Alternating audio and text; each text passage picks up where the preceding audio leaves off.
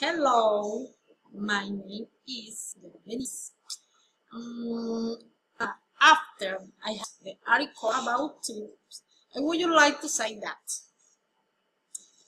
I agree with that law eh, because tips are the reward for the advice that the waiter provides to a client.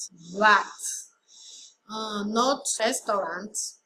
It is unfair for the owner or administrator the tips to pay salary for which and not the waiter.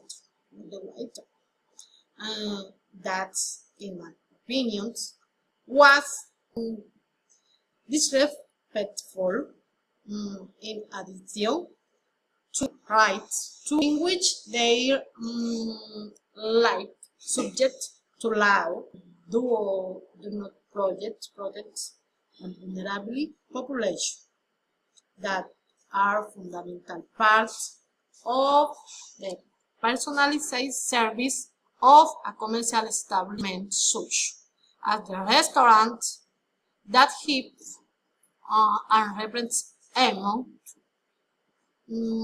others think the visible, friendly, and welcoming face of the city, on the respect for the rights on the world, culture, and development associated on the right. Thank you so much.